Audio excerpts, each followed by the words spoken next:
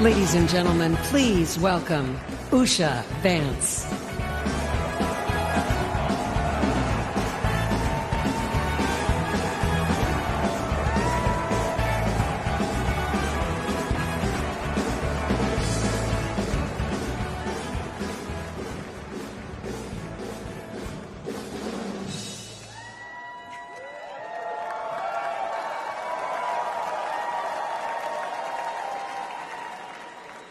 Good evening. Good evening. When I was asked to introduce my husband, J.D. Vance, to all of you, I was at a loss. What could I say that hasn't already been said before? After all, the man was already the subject of a Ron Howard movie. J.D. has shared much of his life through his own eloquent words. In his book, Hillbilly Elegy, during his Senate campaign, and now as a sitting United States Senator.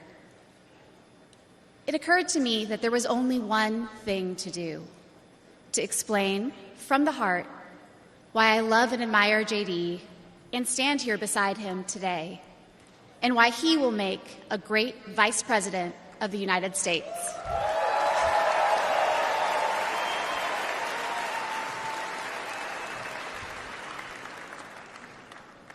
I met J.D. in law school when he was fresh out of Ohio State, which he attended with the support of the GI Bill. We were friends first because, who wouldn't want to be friends with J.D.? He was then, as now, the most interesting person I knew. A working-class guy who had overcome childhood traumas that I could barely fathom to end up at Yale Law School. A tough Marine who had served in Iraq, but whose idea of a good time was playing with puppies and watching the movie Babe. The most determined person I knew with one overriding ambition: to become a husband and a father, and to build the kind of tight-knit family that he had longed for as a child. My background is very different from JD's. I grew up in San Diego, in a middle-class community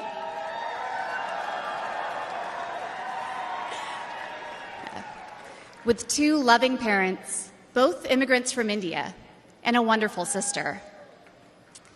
That J.D. and I could meet at all, let alone fall in love and marry, is a testament to this great country.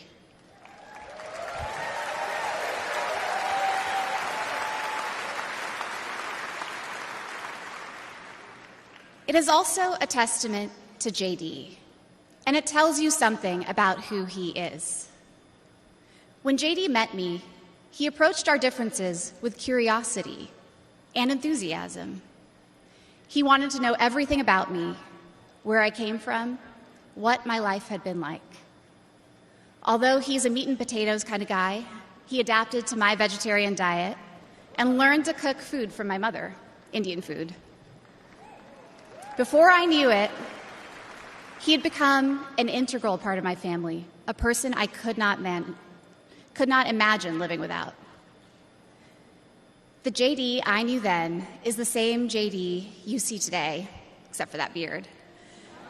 And his goals in this new role are the same that he has pursued for our family: to keep people safe, to create opportunities, to build a better life, and to solve problems with an open mind. It's safe to say that neither J.D. nor I expected to find ourselves in this position, but it's hard to imagine a more powerful example of the American dream. A boy from Middletown, Ohio.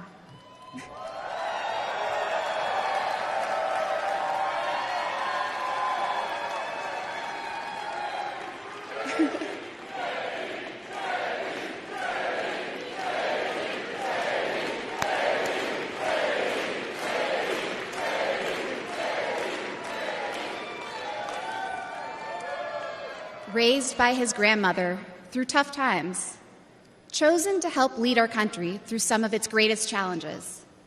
I am grateful to all of you for the trust you have placed in him and in our family.